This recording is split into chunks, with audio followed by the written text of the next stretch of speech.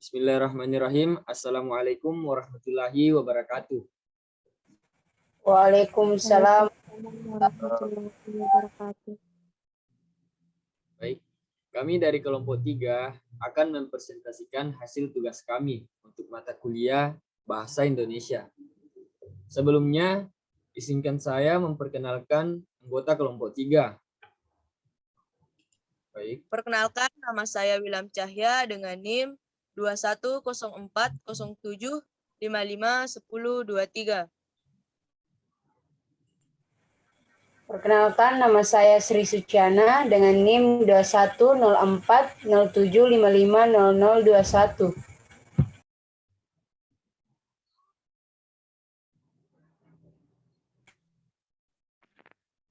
Perkenalkan, nama saya Rahma dengan NIM 210407551022.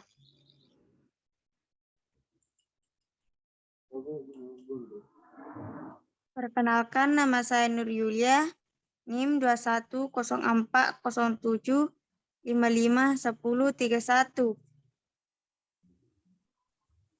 Perkenalkan, nama saya Umul Haira dengan NIM 210407552024. Perkenalkan, nama saya Siti Esya dengan NIM 210407552021.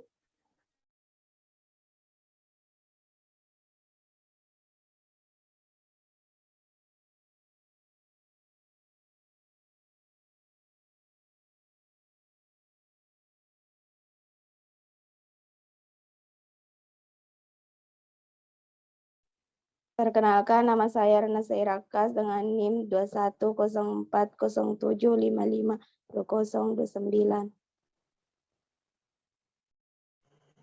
Perkenalkan, nama saya Putri Ayu, NIM 210407500054. Perkenalkan, nama saya Nurul Hidayah Sapri, NIM 210407551030.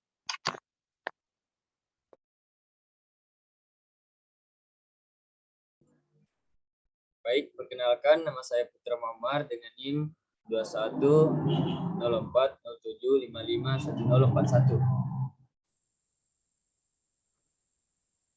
Dan yang terakhir saya sendiri yaitu Wahyu Wirayuda Lino Padang dengan NIM 210407551026.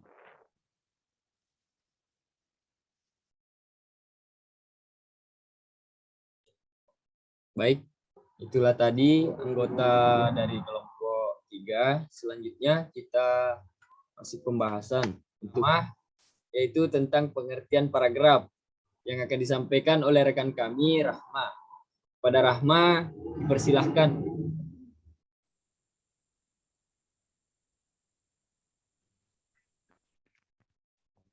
Baik, terima kasih atas kesempatan yang telah diberikan. Pengertian paragraf. Paragraf merupakan kesatuan pikiran yang lebih tinggi dari atau lebih luas dari kalimat. Sebuah gagasan menjadi jelas oleh uraian-uraian tambahan yang akan menampilkan pokok pikiran secara lebih terarah. Terima kasih, saya kembalikan kepada moderator.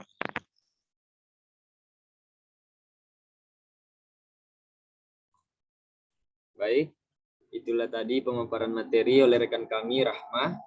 Selanjutnya materi kedua yaitu tentang jenis-jenis paragraf yang akan disampaikan oleh rekan kami William Cahya. Pada William Cahya kami persilahkan. Baik, terima kasih atas kesempatan yang telah diberikan kepada moderator. Di sini saya akan membahas sedikit tentang jenis-jenis paragraf. Nah, jenis-jenis paragraf ada 4, yaitu 1, kalimat pembuka. Nah, maksud saya paragraf pembuka. Paragraf pembuka ialah paragraf yang berada pada awal kalimat. Paragraf ini berfungsi sebagai pembuka atau pengantar isi sebuah karangan kepada pembaca. Yang kedua ada paragraf isi. Nah, paragraf isi adalah bagian atau kalimat yang dimasukkan pada alinea kalimat atau isi inti cerita. Yang ketiga ada paragraf penghubung. Paragraf ini letaknya di antara pembuka dan penutup pada sebuah karangan. Paragraf ini berisikan sebuah karangan, menguraikan isi dan inti dari sebuah tulisan. Yang terakhir ada paragraf penutup. Paragraf penutup ialah paragraf yang letaknya di akhir sebuah karangan. Paragraf ini berfungsi sebagai penutup terhadap sebuah karangan. Baiklah, terima kasih. Saya kembalikan kepada moderator. Baik, terima kasih. Itulah tadi pemaparan dari rekan kami tentang materi jenis-jenis paragraf. Selanjutnya, materi ketiga yaitu tentang fungsi paragraf yang akan disampaikan oleh rekan kami, Ummul Khairah. Kepada Ummul Khairah, dipersilahkan. Terima kasih moderator. Saya akan menjelaskan 3 fungsi paragraf. Yang pertama, mengekspresikan gagasan tertulis dengan memberi bentuk suatu pikiran dan perasaan ke dalam serangkaian kalimat yang tersusun secara logis. Yang kedua, menandai peralihan gagasan baru bagi karangan yang terdiri beberapa paragraf. Ganti paragraf berarti ganti pikiran. Yang ketiga, memudahkan pengorganisasian gagasan sebagai penulis dan memudahkan pemahaman bagi pembacanya. Terima kasih, saya kembalikan kepada moderator. Baik, terima kasih. Selanjutnya, materi keempat, yaitu materi tentang pengembangan paragraf yang disampaikan oleh rekan kami, Rana Zakira Akas. Pada Rana, kami persilahkan. Baiklah, terima kasih kepada moderator. Pengembangan paragraf. Pengembangan paragraf adalah perincian dan pengurutan pikiran yang terpadu yang diwujudkan melalui penataan kalimat-kalimat. Penggunaan kalimat topik yang tepat akan memudahkan pembaca membuat ringkasan dari sebuah karya tulis. Kalimat-kalimat penunjang akan mengembangkan gagasan yang terdapat dalam kalimat topik. Sekian, saya kembalikan kepada moderator.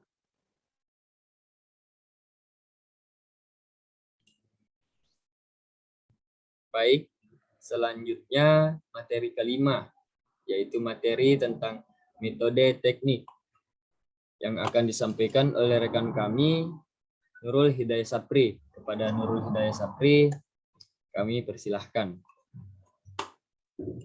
Baik, terima kasih moderator. Di sini saya akan menjelaskan metode pengembangan paragraf. Pertama, metode pengembangan paragraf secara teknik.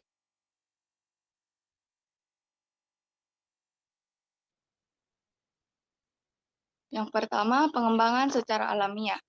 Paragraf yang dikembangkan berdasarkan urutan waktu bersifat kronologis. Paragraf yang dikembangkan dengan cara ini tidak dijumpai adanya kalimat utama atau kalimat topik. Paragraf seperti ini biasanya digunakan pada paragraf naratif atau prosedural. Yang kedua, pengembangan secara logis. Pengembangan paragraf secara logis maksudnya adalah pengembangan paragraf menggunakan pola pikir tertentu. Pengembangan paragraf secara logis dapat dikelompokkan menjadi 2, yaitu klimaks dan antiklimaks, dan umum khusus. Paragraf yang dikembangkan antiklimaks dan klimaks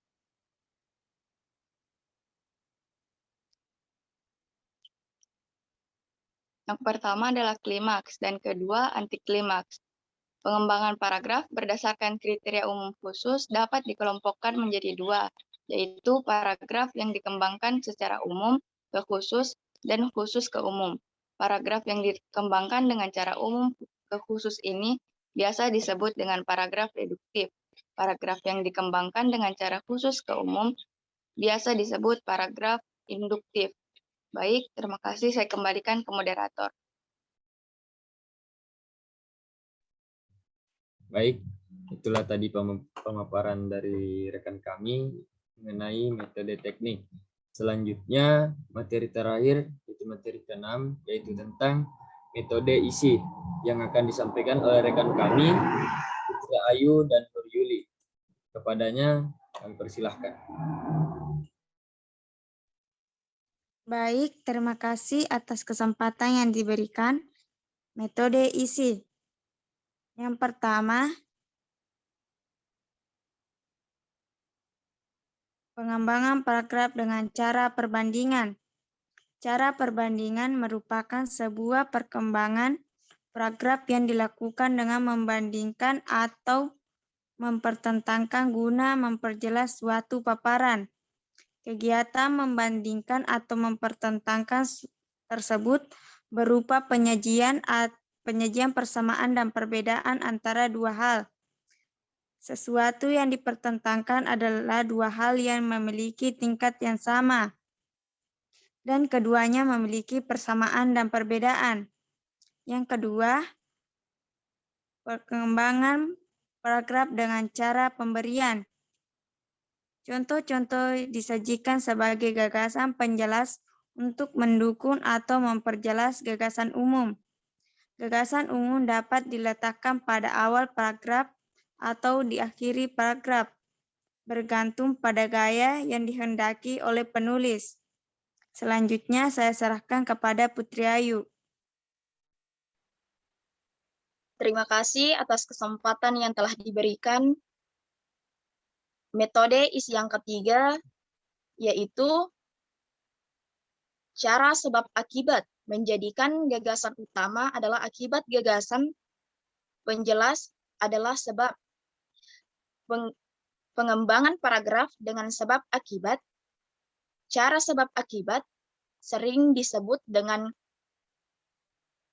kausalitas.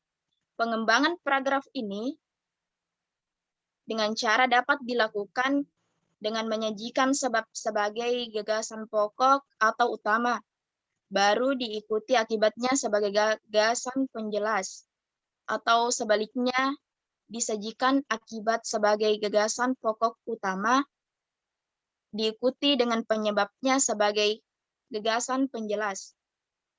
Dan yang keempat, cara klasifikasi. Gagasan utama yang diikuti gagasan penjelas. Nah, pengembangan paragraf dengan cara klasifikasi yaitu biasanya dilakukan dengan penyajian gagasan pokok atau utama, kemudian diikuti dengan gagasan penjelas secara rinci. Gagasan penjelas merupakan klasifikasi dari gagasan utamanya, misalnya gagasan utama A memiliki gagasan penjelas yang dapat diklasifikasikan menjadi X dan Z. Sekian dan terima kasih. Saya kembalikan kepada moderator. Baik, itulah penjelasan singkat dari rekan kami mengenai materi tentang metode isi. Selanjutnya, saya akan menyampaikan kesimpulan dari materi yang telah kami paparkan. Baik, jadi kesimpulannya yaitu setiap kalimat dalam paragraf akan selalu berkaitan satu dengan yang lainnya untuk membentuk suatu bagian paragraf. Pembentukan paragraf yang baik harus memenuhi persyaratan kesatuan, kepaduan, dan kelengkapan. Untuk itu, diperlukan pengembangan paragraf yang baik. Kerangka struktur paragraf dikembangkan berdasarkan peletakan kalimat utama dan kalimat-kalimat penjelas. Sekian presentasi dari kelompok 3. Mohon maaf apabila ada kekurangan dari penyampaian materi kami. Terima kasih. Assalamualaikum warahmatullahi wabarakatuh. Waalaikumsalam warahmatullahi wabarakatuh. Warahmatullahi wabarakatuh.